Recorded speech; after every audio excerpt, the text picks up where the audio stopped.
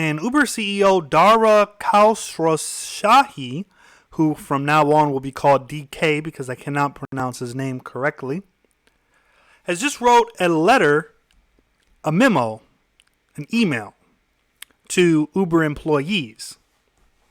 If you are an Uber driver and you have not gotten that letter, that memo, it is because you are not an employee. You are an independent contractor. Uber has fought very hard to make sure that the world knows that Uber drivers are not employees for a lot of reasons, and we're going to get into that in the video after this. So after you watch this video, make sure to watch my video about Uber drivers as independent contractors and not just employees. But here is this interesting letter that the Uber CEO wrote after the debacle, the horrible, the devastating IPO. Okay, so DK writes, Team Uber, I'm looking forward to being in front of you at the all hands tomorrow, but I wanted to send you a quick note in the meantime. Yeah, I mean, by the way, drivers don't get to go to any kind of all hands meeting. When they say all hands, they are not referring to the drivers, only the people that matter, only the people that are going to make all the real money. First off, I want to thank you for all your passion and commitment to Uber. We simply would not be here without you.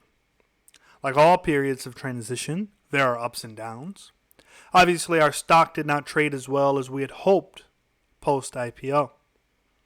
Today is another tough day in the market, and I expect the same as it relates to our stock. See, by the way, the stock market as a whole has been going down because President Trump introduced some tariffs against China.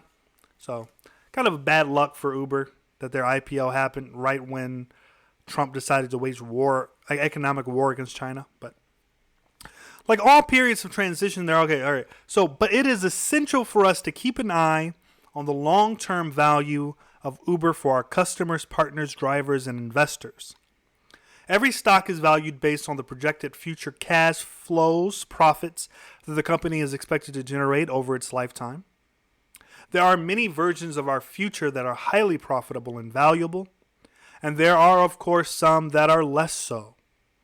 During times of negative market sentiment, the pessimistic voices get louder and the optimistic voices pull back. We will make certain that we communicate our incredible value as a company that is changing the way the world moves, but also the value that we are building for our owners.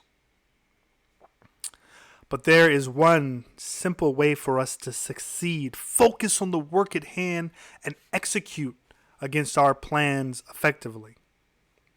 Remember that the Facebook and Amazon post-IPO trading was incredibly difficult for those companies. And look at how they have delivered since. Our road will be the same. Sentiment does not change overnight, but I expect some tough public market times over the coming months. But we have all the capital we need to demonstrate a path to improved margins and profits. As the market sees evidence, sentiment will improve. And as sentiment improves, the stock will follow. We will not be able to control timing, but we will be able to control the outcome. We will be judged long-term by our performance, and I welcome that. It's all in our hands. I look forward to being there, the all hands, to answer questions and tell you more. So I have some mixed feelings about this. By the way, this email was not sent to me because I am not an Uber employee. I'm an independent contractor that sometimes gets paid by Uber. So I'm not an employee. But I'm going to give my opinion on this letter anyway. So it starts off by saying, thank you for all your passion and commitment to Uber, for the Uber employees.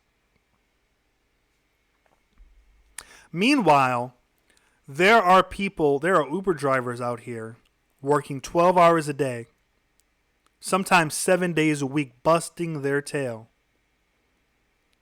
in order to make Uber the profitable company who can command $60 billion in the public market.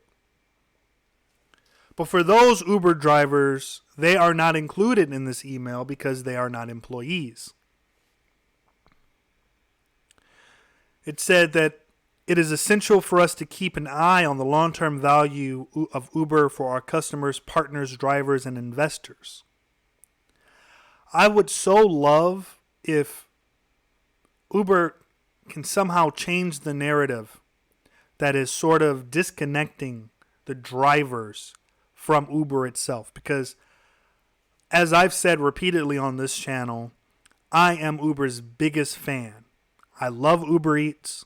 I love Uber. I want Uber to succeed.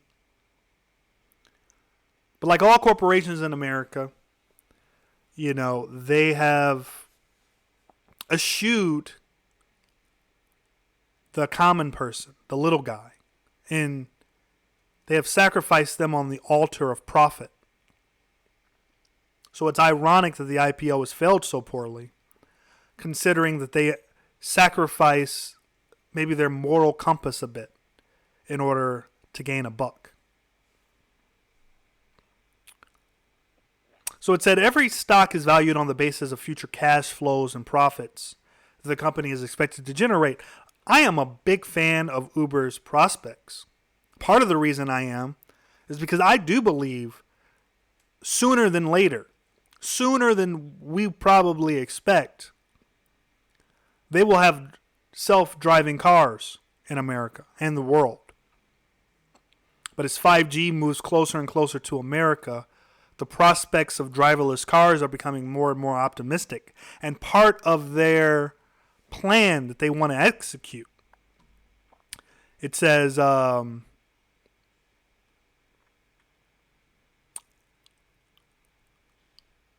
road will, sentiment does not, wait, where did he write it? Oh, right here.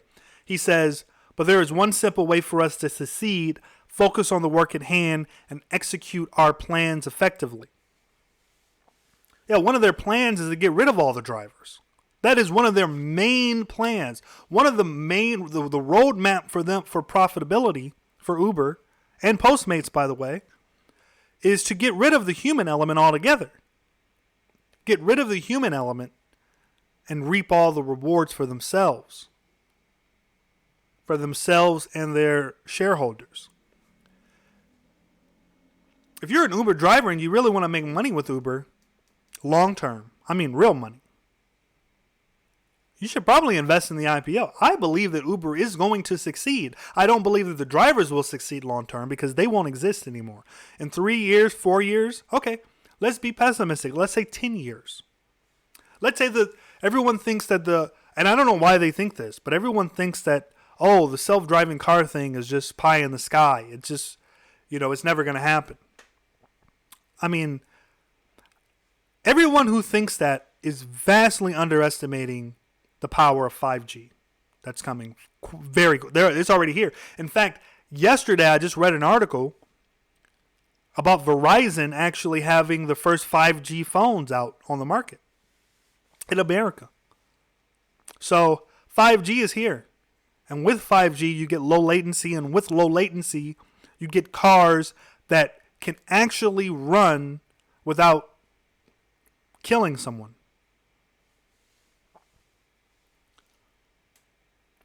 So part of the plan for profitability with Uber is to get rid of all the drivers. And all the drivers should know this.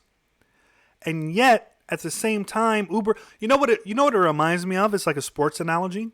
It reminds me of when LeBron James wanted to trade for Anthony Davis during the season. But all his teammates knew that that LeBron and the Lakers wanted to trade them. And it totally derailed the season. Because the morale on the Lakers had dropped so bad that they couldn't play, they didn't want to play for LeBron and the Lakers. That's an analogy with the Uber drivers. Uber driver morale has become so low in the lead up to this IPO that they feel no loyalty, because why should they? They're independent contractors. And Uber seems to be promoting this sentiment by saying, hey, listen, you guys can drive for anyone. You guys can go work for Lyft. You can work for Postmates. You can work for DoorDash and Grubhub. You could Amazon. You can work for anyone. You're an independent contractor. You can work anytime. You can.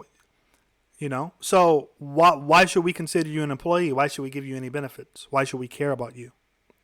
We don't care about you because you're not an employee. Sure, we care generally that you're treated semi-fairly, that you're paid something. But do we have to pay you a fair wage? No. I mean, we'll pay you as little as we possibly can, which is the American ideal. I have this flag behind me.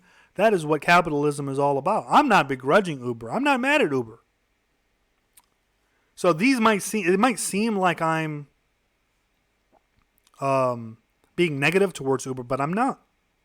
I'm not mad at them. I just think that there's a better way that they can go about doing things that can actually help them. If they created more sentiment, more positive feelings towards their Uber drivers, they would probably have more retention. They would probably have drivers who gain more and more experience. They would have better drivers on the road. They probably wouldn't have to recruit so much. If they had better drivers on the road, maybe. But look, that's not the model that they chose for. Their model is one of perpetual growth. But what happens when all the markets disappear and there's no more growth? What happens when the game of musical chairs ends? Well, you kind of have a poor IPO. You have SoftBank siding with DoorDash and competitors in South America. That's what you have. But anyway, this video is going too long about topics that's not quite about the letter, so I'm going to end it here. And I'm going to make a follow-up video regarding Uber and their decision to solidify their drivers as independent contractors and not employees. So please hit like and subscribe if you've liked this video. And if you watched the very end, please watch my follow-up video about Uber and them declaring that their drivers are independent contractors and not employees.